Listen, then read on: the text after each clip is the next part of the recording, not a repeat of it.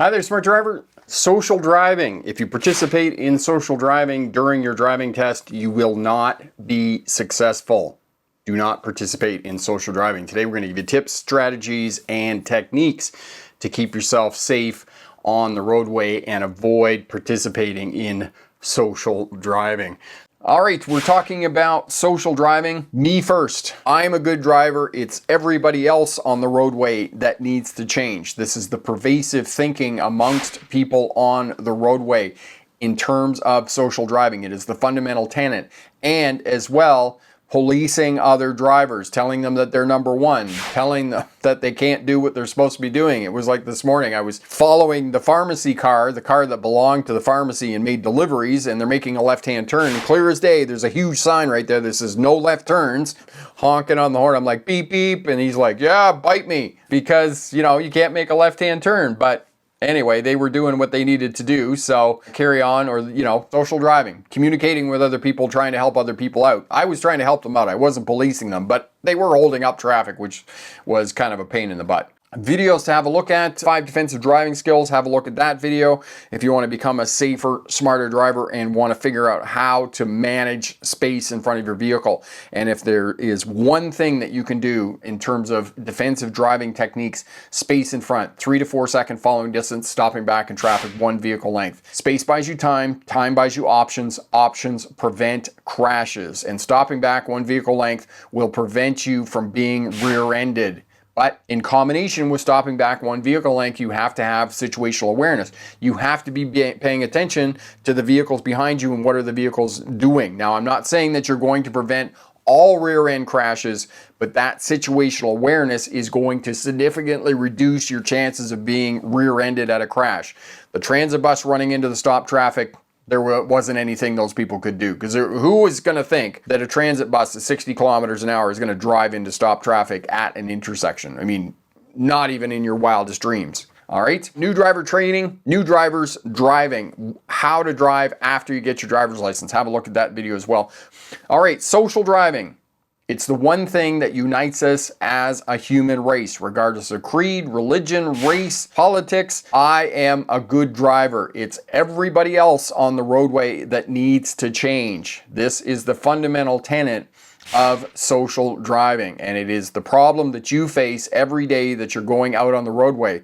And expectation meets reality. When somebody cuts you off, you get upset, you lose control, because driving is emotional. And when that happens, and when somebody cuts you off or doesn't signal, makes a turn, you say something bad about their mother and shake your fist and get upset and angry, and the person probably didn't even know. They just made a mistake. Expecting other people not to do something goofy on the roadway is like going to watch your favorite sports team and expecting the other team not to score, like the Stanley Cup the other day.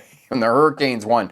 You weren't going to think that they were going to have a shutout. Well, it happens every now and again, but not very often, okay? Most of the time, the other team is going to score.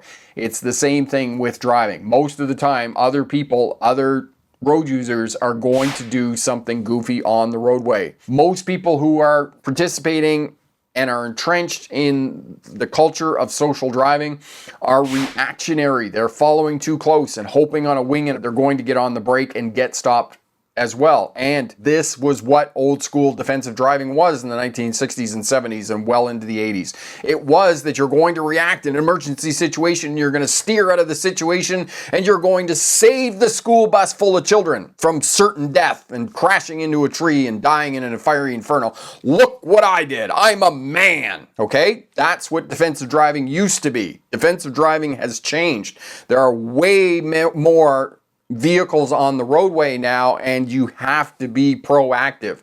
And the way that you are proactive is by having space in front of your vehicle and having time to work, time to respond, because the ability to respond gives you options. Space buys you time, time buys you options, options prevent crashes. Drivers are too close in traffic, and they are too close to vulnerable road users. This is a very big issue with new drivers, is that they're way too close to vulnerable road users, to scooters, to cyclists, to pedestrians, and you have to instill in them that if it's a 2-lane road and they're walking towards you with their dog or whatever, that you either need to get completely in the other lane or you need to come to a stop and wait for traffic to change so that you can get around that other person, okay? Get theiritis, okay? Driving nose to tail, everybody follows too close. Think of this like standing in the line at the grocery store. We're very comfortable standing 12 inches off somebody's backside, but if that person turned around and was facing us, 12 inches to a complete stranger would be uncomfortable. They are in our personal space, and we would say to them, listen, you need to back up. You are too close. But we do it all the time when we're driving. And when traffic slows, vehicles are even closer. The other way that you can tell that traffic is slowing down is that the spaces between the vehicles gets closer together. So even if there weren't brake lights, you would still know that the traffic in front of you is slowing down. So phantom traffic jams. We were talking about this last week. Corey will put up the video for you on highway driving. The reason there are phantom traffic jams is because people are following too close and the lead vehicles start to slow down. Everybody slows down. There's a chain reaction, and then the whole pack comes to a stop. And then a half an hour, 40 minutes later, when you break out of that pack and traffic is going again, you're like, so what happened? Why did traffic slow down? It's what's called a phantom traffic jam because the cars are too close together. And Marion says that Vancouver has major get-there-itis syndrome, especially pickup trucks. Yeah, and they've done studies to show that people that drive pickup trucks are more aggressive drivers, okay? Too close in queues, getting rear-ended, managing space in front. If you can stay back one vehicle length from traffic in front of you, you are going to reduce the chances of being rear-ended, and you're going to manage space in front, and you're going to respond to changing traffic conditions because traffic is going to change and you need to respond to that changing traffic conditions. Drivers fail to communicate, they don't signal, they don't position their vehicle correctly, they don't get eye contact, they don't brake early enough to give advanced warning to traffic behind them. So many drivers will fail to communicate, and especially we're talking about the epidemic that's upon us with electric motorcycles and electric bicycles and scooters, that these individuals are not communicating as well. They are not using their hand signals because most of them simply don't know the hand signals, and they're not using them anyway because driving an electric motorcycle is just awesome and we can be all kinds of squirrely out on the roadway and do whatever we want because the police are never going to catch us because I know that I can deke down this back alley and they're not going to catch me unless they're on an electric motorcycle as well. They're just simply not going to catch me. So outrunning the police is going to be fairly easy.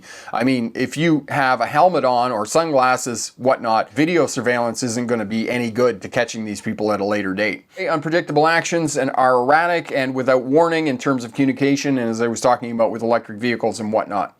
Emotional drivers.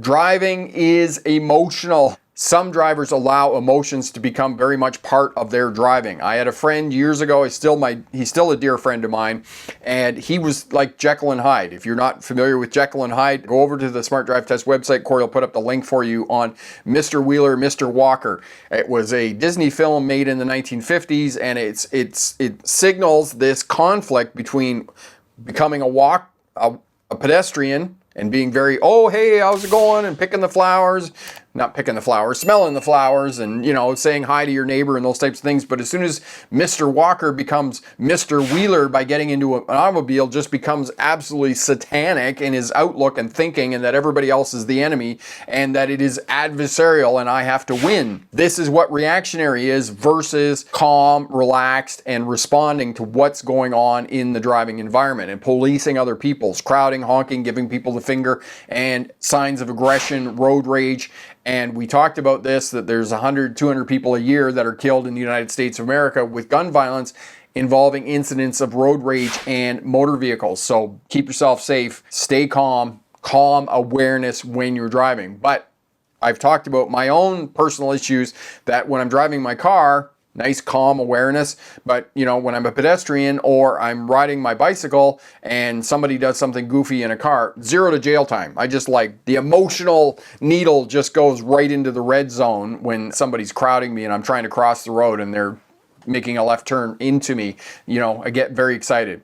Okay, fail to give way, following too close, and mismanagement of speed and space. These are the top reasons for traffic crashes on our roadway. Failing to give way, and I can almost guarantee you that that horrible crash in Ontario at an intersection on a country road was owing to the fact that somebody failed to give the right of way, and unfortunately it was just horrific consequences. Good luck on your driver's test, and remember, pick the best answer, not necessarily the right answer.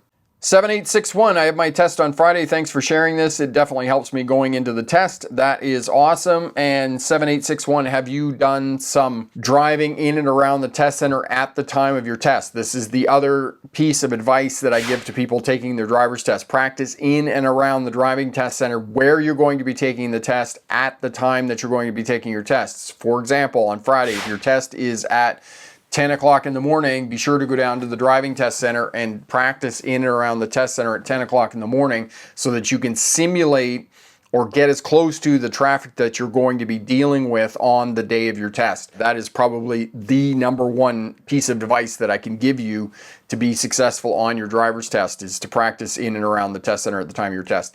Excellent. All right, 2 thumbs up. You've already done the work, and I suspect that you're going to be awesome on Friday and pass. Definitely drop back and let us know how it goes for you. Anything that's challenging you in terms of driving right now that you think you might be sweating a little bit about on your driver's test? Excellent. Elevator, if you were involved in a road rage incident, drive away if you can. Yes, if you can, drive away. Sometimes they will be so angry that they will follow you. Hopefully that doesn't happen. If they do follow you, do not stop, do not drive home, okay? Drive to a public place. Sometimes they say drive to a police station. If you are in a large city, then yes, you can drive to a police station. However, if you're in a smaller village or smaller town, there may not be anybody at the police station. I know that for a fact. Here where we live, it's a big town. We have box stores, so it's probably 150,000 people that live here. I don't think that I would find a police officer at the police station outside of business hours. I think it would be pretty hard to find somebody. I would have to call 911 to get somebody to an emergency situation in the event of a road rage. So in many cases, I would say that most people who live outside of large metropolitan cities, driving to a police station is not going to be your best bet. 5582, the legend himself. You, sir, are a gem. Thank you for all the help you give to everyone willing to sit and listen to your knowledge. That is awesome. Thank you for your kind words. It's been super nice tonight on the live stream. There's just been awesome words, very nice words that fill my bucket, my emotional bucket. Thank you so much. There was, there's always kind of ebbs and flows, and the comments on the YouTube videos will go along for a period of time, and there'll be these just like chunks of comments that will come in, and it's just like, we hate Rick. We hate Rick. And you're a goofball and you don't know what you're talking about, and just people just having a go. And then there's other times that just get absolutely beautiful comments and kind words from people, and we really thank you.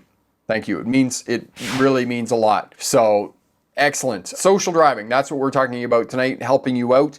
This is the problem that you face when you're driving on the roadway, and anybody who drives knows the challenges that they're up against when they're operating a motor vehicle. This is what you're up against when you're learning how to drive. And if you're going for a road test, if you participate in social driving, you will not be successful on your driver's test. So know that. And as well, if you are participating in social driving, you are going to significantly increase your chances of being involved in a crash. It is not, in any stretch of the wildest imagination, best practices for defensive driving. You have to do differently than what other people do on the roadways. And I keep up with traffic flow, but I never, ever give up the 2 to 3 second following distance, and I never give up stopping back in traffic one vehicle length. And it was interesting because I went back driving truck, and I was starting to analyze some of the things that I do when I drive. I am always gauging speed and the movement of other traffic and responding to that other changing traffic in how I drive. And this is why you want to create that space, because space buys you time, time buys you options. Options prevent crashes, because rather than reacting to what's going on in the driving environment and hoping on a wing and a prayer that you can get your vehicle stopped or you can avoid the collision. You're being proactive and you're creating circumstances that for the most part you can control what's going on with you on the roadway. That's what you need to do. Elevator fan, yes, we are in construction season, absolutely, and you need to pay attention to the sides, pay attention to the roads, and know that in most places, fines are going to double when workers are present. So pay attention to that as well and don't get a fine. Marion, yes, everybody take cover. My daughter's getting her driver's license. Awesome. Thank you so much for the kind words, the super chat, Bailey. Really, really appreciate it. If you have any questions, leave us a comment down in the comment section there. Let us know if you have to keep a journal for your state and getting your driver's license and how many hours you are required to prove that you did before you went in for your driver's license. Definitely help us out in terms of your state or province. If you have any questions, again, leave us a comment and remember, pick the best answer, not necessarily the right answer. Have a great night. Bye now.